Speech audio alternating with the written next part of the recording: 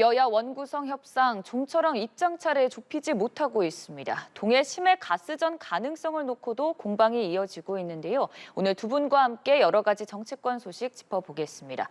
조청래 전 여의도연구원 부원장, 조기현 민주당 법률위원회 부위원장 나와 계십니다. 어서 오시죠. 네, 원구성 협상 시한 결국엔 넘기게 됐습니다. 일단 어떤 부분에서 양당이 좀 입장차를 벌이고 있는 건지부터 짚어볼까요? 아니, 지금 뭐 핵심이 되는 거는 법사위원장하고 운영위원장 자리 네. 아닙니까? 법사위원장은 20년 넘게 제2당이 국회 일당을 견제하는 목적으로 제2당이 맡아왔고요. 운영위원장은 대통령실 감사원 뭐 이런 대통령실 위시한 권력기관을 담당하는 데니까 이게 여당 원내대표가 맡아왔습니다. 이거를 지금 민주당이 다 독식하겠다고 나온 거거든요. 6월 5일 날, 지난 6월 5일 날 국회 본회의가 야당 단독으로 개원이 됐습니다. 이건 뭐 우리나라 헌정사상 처음이에요. 야당 단독은. 여당 단독으로 됐던 적은 있습니다. 박정희 대통령 때. 그런데 거기다가 오늘이 그러니까 6월 10일 날 본회의 열어서 지금 상임위원장 단독 처리하겠다는 거 아닙니까? 민주당이 왜 이렇게 서두르는지 저는 모르겠어요. 21대 국회, 그러니까 4년 전에도 이게 원구성 협상이 난항을 겪었는데 그때 47일 걸렸습니다. 걸렸고 역대 국회 전반기 원구성 협상의 평균이 41.4일 걸렸어요. 근데 민주당이 이렇게까지 서두르는 걸 보면서 저는 그 이유를 잘 모르겠는데 아마도 지금 뭐 이화영 전 부지사 재판 결과에서 보듯이 이재명 대표의 사법 리스크가 현실화되고 있는 측면에 대한 방탄 목적도 있는 것 같고요. 그리고 총선이 끝나자마자 다음 대선 때까지 대통령실을 집중 견제하려는 민주당의 정략적 의도가 드러난 걸로 저는 봅니다. 너무 속도 조절이 안 되고 있어서 우려스럽습니다. 네, 그러니까 법사위원장, 운영위원장, 국민의힘은 놓지 않겠다라는 입장이고 오히려 좀 민주당이 서두르는 것 같다라는 지적을 해주셨는데요. 국회원 구성에는 국회법에 법정 기한이 정해져 있습니다. 명확하게 어제 자정까지 상임위원장 선출을 하고 구성하게 돼 있습니다. 관행적으로 여야 협의 절차가 지연돼서 지금 부원장님 말씀대로 40여일 이상 지연되는 관행이 있었죠. 이 관행이 유지되는 게 맞습니까? 그러니까 42일 동안 국회가 개원하고도 아무 일도 하지 않는 기간이 42일이 계속 반복되고 있는 겁니다. 국회법이 정한 기한이 있는 거고요. 물론 협상의 여지가 있고 의견 일치가 될 가능성이 있다면 뭐 일부 지연되더라도 원만하게 합의를 통해서 원구성을 하는 게 뭐 적절하긴 하지만 지금은 이제 그럴 수 있는 상황이 아닙니다. 법사위 운영위를 양보하지 않으면 뭐 절대 원구성에 협조하지 않겠다는 입장이고 죄송합니다. 어제 기한까지 상임위 구성안 자체도 제출도 하지 않고 있습니다. 뭐 더 이상 협상의 여지가 있을까요? 특히 22대 국회에는 국민의힘에서는 관행과 관례, 협치 얘기를 계속 하시는데 지금 윤석열 정부의 특수한 상황을 보면 국회가 정부를 견제할 수단이 마땅치가 않았습니다. 21대 국회 말을 보면 유일하게 할 수 있는 게 법사위 입법권을 통해서 또 운영위의 소집을 통해서 대통령실의 문제에 대해서 묻고 바로잡을 수 있는 역할을 야당이 해야 되는데 운영위원장 여당이 맡고 있으면서 회의 소집도 안 하고 있습니다. 법사위에는 주요 민생 법안이 계류돼 있어서 21대 국회에서 임기 만료로 폐기된 법안만 1,600개가 됩니다. 법사위에 잡혀 있는 법안만요. 그러니까 법사위에 잡혀 있는 법안 중에 내용들을 보면 정부 입법안도 있고 여야가 다 합의해 놓은 민생 법안이 대부분이었습니다. 그런데 다른 쟁점이 되는 법안들 통과가 우려된다는 이유로 국민의힘 법사위원장이 소집을 않기 때문에 빨리 처리했을 때 민생법에 하나도 처리가 안 된 겁니다. 이런 상황을 언제까지 방치해야 되는 거냐는 거고요. 이게 단순하게 야당이 여당을 견제하기 위한 수단인 것도 있지만 여당이 법사위원장과 운영위원장을 맡고 계속적으로 현 정권과 대통령을 비호하기 수단으로 국회가 전락됐기 때문에 더 이상 이런 국회 상황을 방치할 수 없다는 것이고요. 법사위원장과 운영위원장은 자리를 계속 요구하고 이것을 조건으로 원구성 협상을 계속한다고 하면 민주당의 입장은 그럼 이 국회법의 원칙대로 처리하겠다는 겁니다. 네. 그러면 일단 어찌됐든 민주당의 못을 박은 7일 자정은 지났고요. 11개 상임위원장 임명안 제출했고 이런 상황에서 국민의힘과 좀 중용을 찾을 가능성은 아예 없다라고 보시는 건가요?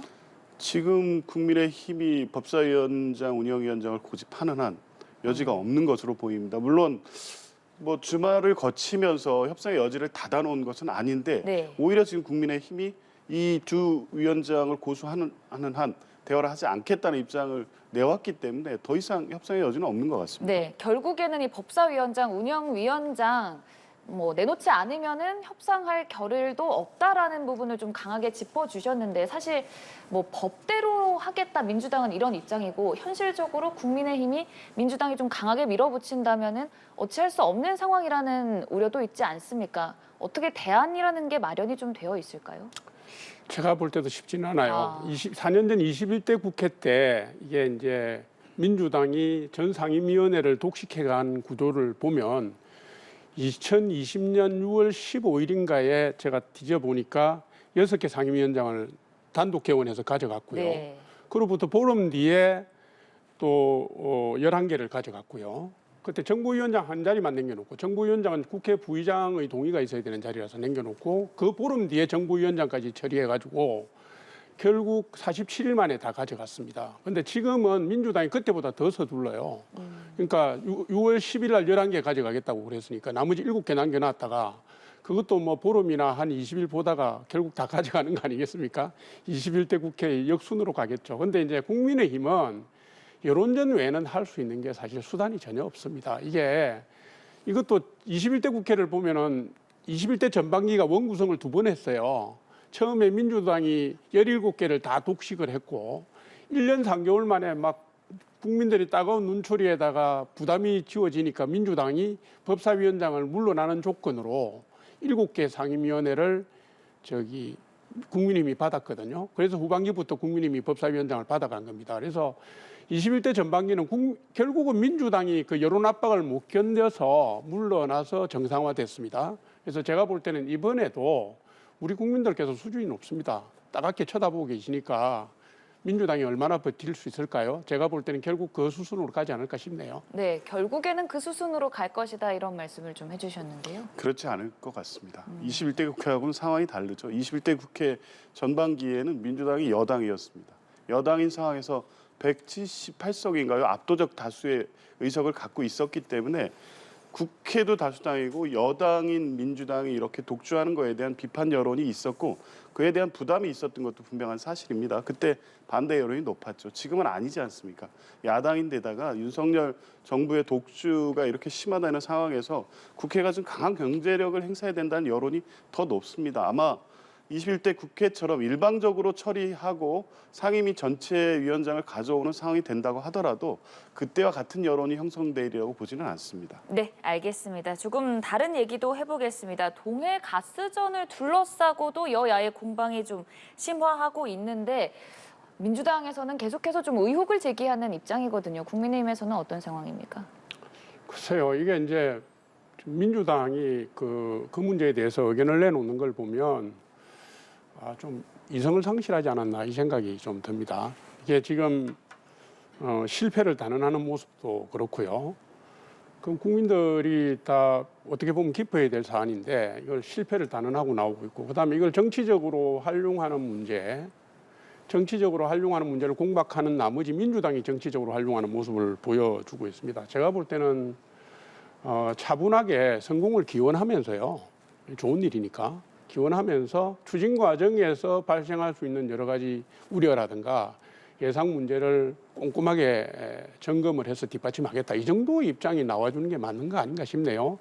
국민의 선택을 받은 제1당이 좀 지나치다 이렇게 봅니다. 네, 말씀을 해주셨다시피 좀 민주당에서는 강하게 비판의 목소리를 내고 있는 상황입니다.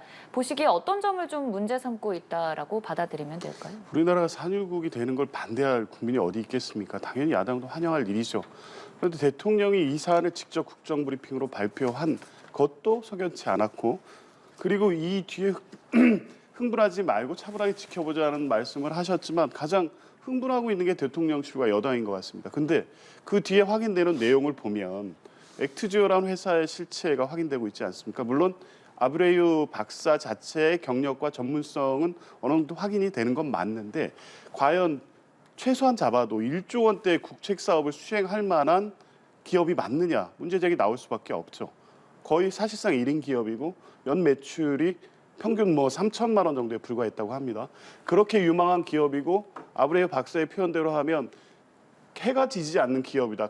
뭐 세계 각국의 전문가들과 네트워킹 돼 있기 때문에 그런 연구 결과로 신뢰할 만한 결과를 내놓는다고 했는데 그조차도 실제 보면 오늘 이 민주당이 확인한 바에 의하면 언론 보도를 통해 확인한 바에 의하면 우리 정부가 석유공사가 계약할 당시에 액트지오라는 회사는 법인 자격이 상실돼 있는 상태였습니다.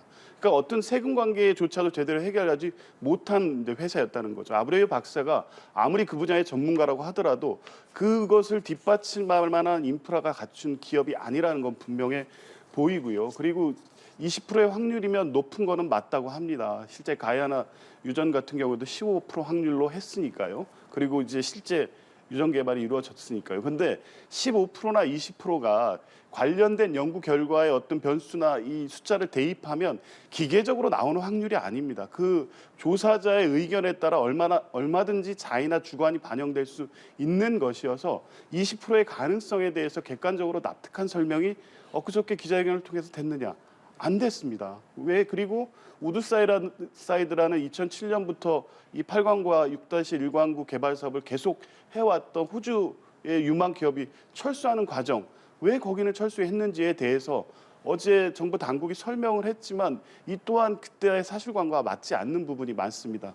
우드사이드사가 다른 유전 개발 지역에서 전부 철수하고 재생이나 신재생의 미래에너지로 전향한 게 아닙니다. 거기도 여전히 다른 지역에서 유망한 지역에서는 계속 시추 작업을 하고 있거든요. 그런데 왜 우리나라 동해에서만 철수했는지 미래 전망이 없다는 판단을 했다는 것이 보고서에 나와 있다고 하면 그것과 다른 판단을 한 액트지오의 아브레우 박사가 엊그저께 그 부분에 대해서 충분한 설명을 했어야 되는데 여전히 갖고 있는 의문이 해소되지 않다고 하면 대통령께서 갑자기 직접 이 부분을 설명했던 내용 그리고 그 뒤에 수많은 예산이 들어감에도 불구하고 이 확실성에 대해서 아직까지 교차되거나 검증된 결과 내용을 기밀이라는 이유로 밝히지 않는 지금 상황 이런 걸 종합해 보면 그 대통령의 기대와 희망만 믿고 같이 흥분하면서 산유국의 전망을 같이 나누는 것이 지금 맞느냐.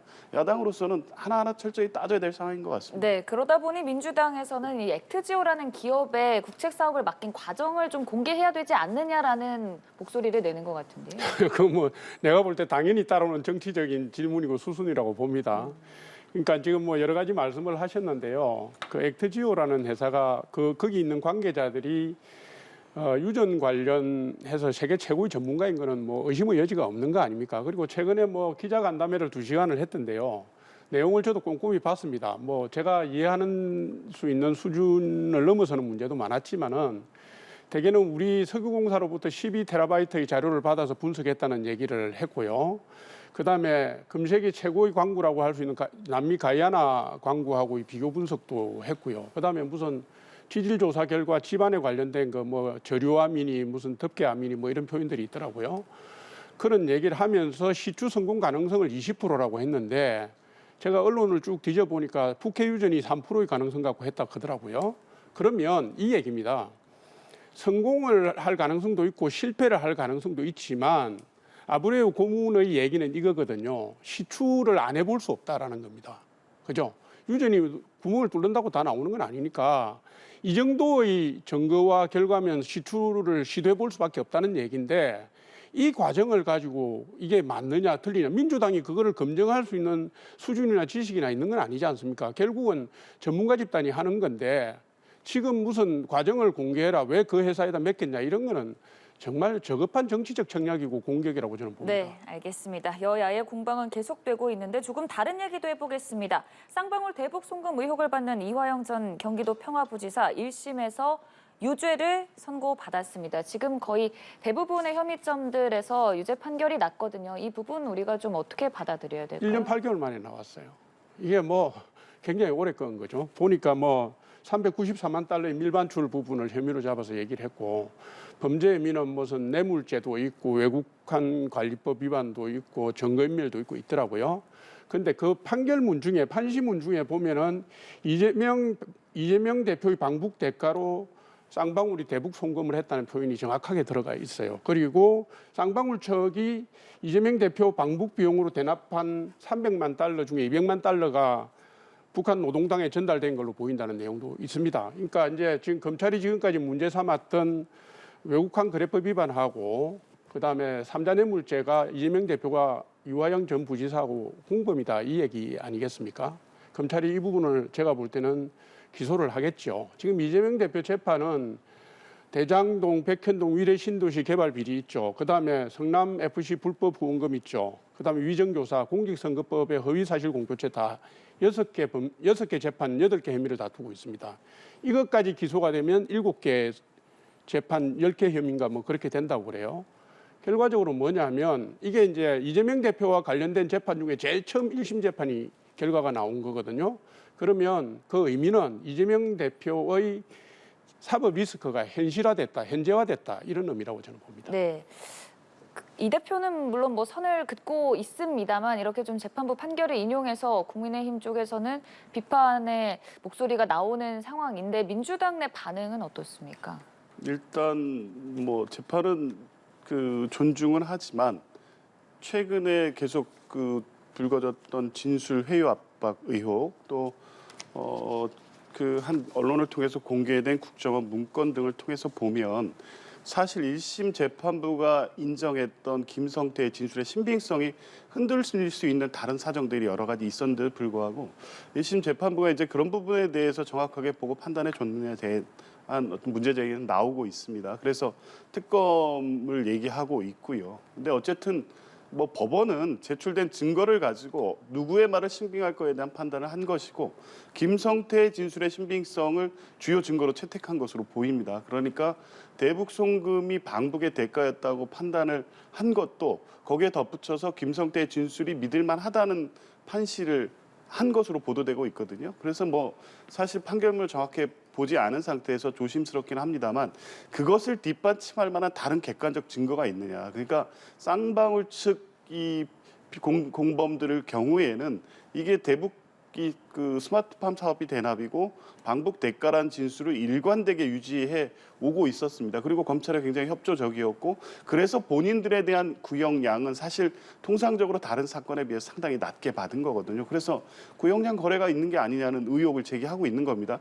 이렇게 진행된 재판에서 김성태가 본인을 유리하게 하기 위한 진술을 했을 것이 명확한데 김성태의 진술의 신빙성을 더 크게 보고 이에 반대되는 다른 객관적 진술, 증거를 배척한 부분에 대해서는 항소심을 통해서 다투겠다는 입장입니다. 네, 앞으로 2심과 그리고 뭐 또 여기서 상고라면 대법원까지 남아있는 상황인데 SNS에 한동훈 전 비대위원장이 이런 얘기를 올렸습니다. 형사 피고인이 대통령이 되면 재판이 중단되는 걸까? 이거는 어떤 의미로 좀 해석을 해봐야 될까요? 일단 이 자체가 좀 뜬금없었는데요.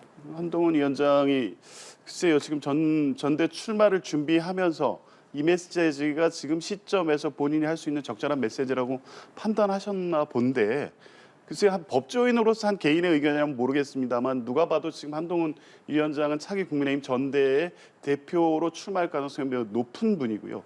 특히 지난 총선에서 패배의 원인 중에 하나를 한동훈 위원장의 2조 심판론이 전략상 실패했다고 보는 거 아닙니까? 그런데 이 일성으로 이재명 대표의 재판을 걸고 나오고 또 차기 대통령으로 문제를 거론하면서 이 언급한 것이 일단 시기적으로 적절하지도 않고요. 이런 법리적 논쟁이 지금 필요한 시점도 아닙니다. 매우 부적절했고 본인의 어떤 정치 행보에도 그다지 도움이 되지 않는 메시지인 것 같습니다. 네, 알겠습니다. 김정수 여사의 인도 순방과 관련된 공방도 계속되고 있습니다. 지금 민주당의 당시 인사들 그리고 문 전 대통령까지 입장을 계속 내비치고는 있거든요. 근데 그 내용이요. 민주당이나 문재인 대통령 측이 내는 입장을 내는 게 선별적 답변을 내고 있습니다. 이게 이제 보면 이게 이 사안의 첫 번째 성격은 도종환 문체부 장관이 단장으로 가는 인도 방문단의 특별 수행원 자격으로 영부인이 간 겁니다. 그다음에 우리나라 영부인은 법적인 지위가 없어요. 그래서 법적 지위가 따로 보장되지 않는데도 불구하고 대통령 휘장이 달린 대통령 전용기를 타고 갔단 말이에요. 네. 그것도 잘못된 거고. 그다음에 해외 방문을 빙자해서 사실 외유성 간 거 그게 국민의 정서나 눈살을 찌푸리게 하는 측면도 있고 기내식 그 비용 논란은 뭐 전체가 약 7천만 원에 육박하던데 윤건영 의원이 의견을 냈지만 제가 볼 때는 명확한 소명은 되지 않았다. 네. 그래서 선별 답변 논란이 계속될 거다 이렇게 봅니다. 네. 어제 도종환 장관 등의 기자회견으로 논란은 끝난 것으로 봐야 되지 않습니까? 더 이상 붙일 이견이 어디 있어요? 셀프 초청 아니라는 거 공식 초청장 통해서 확인됐고요. 기내식 비용 세부 내역 공개하지 않았습니까? 여기에 무슨 더 이유가 있을 수 있습니까? 언제까지 이런 문제를 붙잡고 이렇게 정치적 공방을 해야 되는지 안타깝습니다. 네, 조청래 전 부원장, 조기현 법률위원회 부위원장과 함께 얘기 나눠봤습니다. 고맙습니다.